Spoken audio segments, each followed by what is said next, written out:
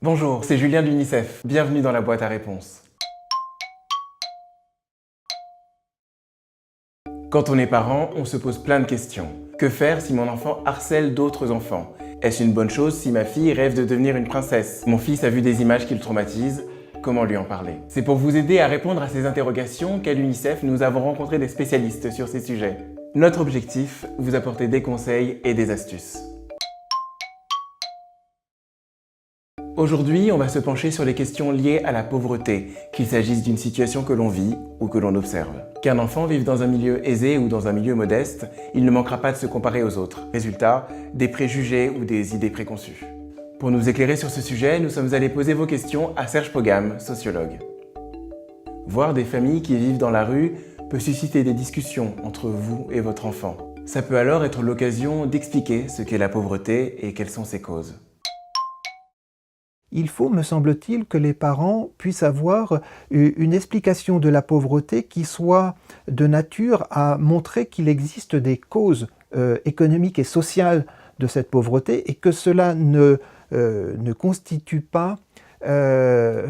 il n'y a pas d'autres explications, que ces personnes qui sont à la rue ne sont pas là parce qu'elles ont décidé de vivre à la rue, parce qu'elles ne veulent pas travailler ou parce qu'elles ne sont pas suffisamment intelligentes pour trouver du travail ou je ne sais quoi. Il faut véritablement que les parents arrivent à expliquer les causes sociales de cette pauvreté. Donc les parents doivent tout d'abord, me semble-t-il, expliquer à leurs enfants que si ces personnes dorment à la rue, c'est parce qu'il y a en France, dans notre pays, un gros problème de logement. Donc on n'a pas suffisamment de logements à offrir à tout le monde.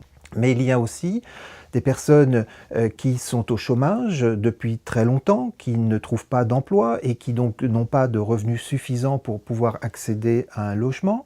Il y a des personnes qui travaillent et qui n'ont pas suffisamment de salaire parce que ce sont souvent des petits boulots, ce sont des emplois précaires, temporaires, qui ne permettent pas d'avoir suffisamment de ressources pour pouvoir accéder à un logement.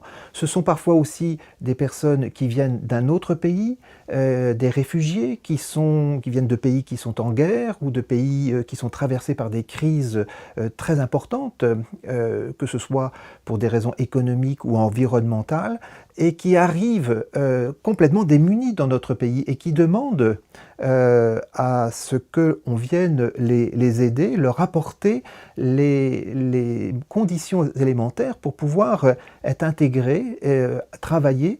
Et en attendant d'obtenir ces conditions, elles sont parfois contraintes de vivre dans la pauvreté et de rester dormir dans la rue. Et si les parents peuvent aussi encourager les enfants à réfléchir dans le sens d'une plus grande justice sociale, de rechercher de meilleures conditions à l'échelon de la société, dans son ensemble, les conditions d'une solidarité entre les familles, entre les individus, pour qu'il y ait plus de cohésion dans notre pays et qu'il n'y ait plus ces personnes qui vivent dans la douleur. Voilà ce que les parents auraient, me semble-t-il, à expliquer à leurs enfants. À l'école, les enfants se comparent entre eux. Qui a eu la meilleure note, qui est le mieux habillé. Pour les enfants les plus favorisés, ce peut être l'occasion de discuter des raisons, des inégalités, pour permettre un meilleur vivre ensemble. Faire comprendre aux enfants qui ont des avantages, qu'il y a dans leur école des enfants qui ont plus de difficultés parce qu'ils n'ont pas les mêmes chances c'est déjà faire comprendre aux enfants qu'il y a des injustices et qu'il ne faut pas attribuer aux enfants qui ont des difficultés uniquement des facteurs qui proviendraient d'une moindre intelligence ou d'une moindre capacité. Il faut vraiment insister sur ces différences d'environnement qui sont à l'origine d'une perte de confiance de certains enfants face à l'école, qui, on doit le dire aussi, est l'école constitue pour les enfants un milieu relativement anxiogène. Beaucoup d'enfants sont angoissés de ne pas réussir assez bien à l'école, et donc les plus démunis matériellement dans leur environnement, dans leur famille, ont aussi ressentent cette angoisse de ne pas réussir à l'école et se sentent complètement démunis parce que infériorisés, ils se sentent infériorisés. Donc tout le travail que on aurait à faire, c'est à accompagner ces enfants, c'est à leur redonner de la confiance. Mais pour cela, il faut effectivement que leurs camarades, ceux qui ont plus d'avantages qu'eux, puissent comprendre qu'il y a aussi à leur égard une attitude compréhensive à avoir pour que justement on ne se moque pas d'eux et on essaye justement de leur donner les meilleures conditions pour qu'ils puissent se sentir en confiance à l'école. Les enfants issus de familles plus modestes peuvent parfois éprouver un sentiment de honte face à d'autres camarades. Serge Pogam nous explique quel rôle les parents peuvent jouer pour aider ces enfants à ne pas se dévaloriser. Lorsque un enfant peut être invité chez un camarade de classe avec qui il a sympathisé et qui est issu d'un milieu social plus favorisé, dans un plus grand appartement, à l'occasion d'une fête, d'un anniversaire où il y a eu un grand gâteau, où il y a des décorations, où on a fait une fête assez extraordinaire.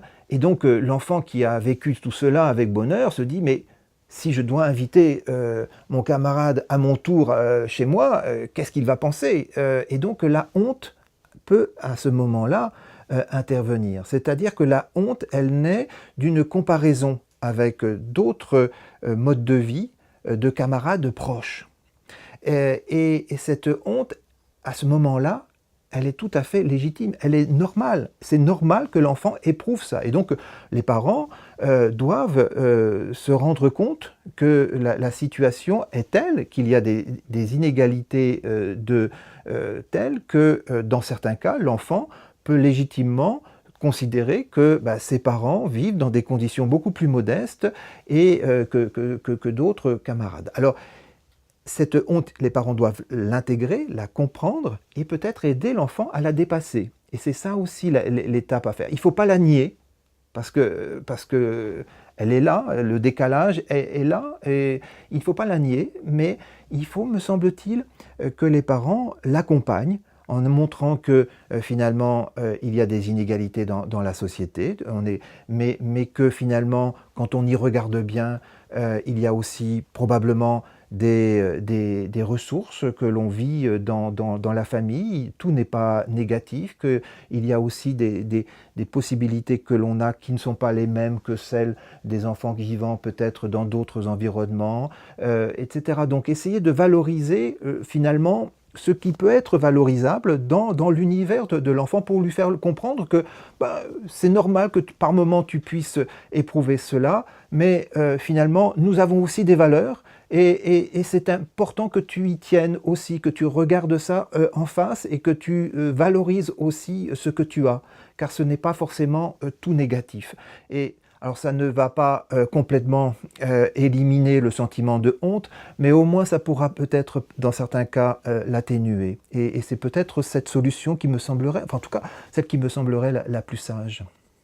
Parfois, les parents s'en veulent de ne pas pouvoir être en mesure d'offrir telle ou telle chose à leurs enfants. Pourtant, les enfants sont tout à fait capables de le comprendre.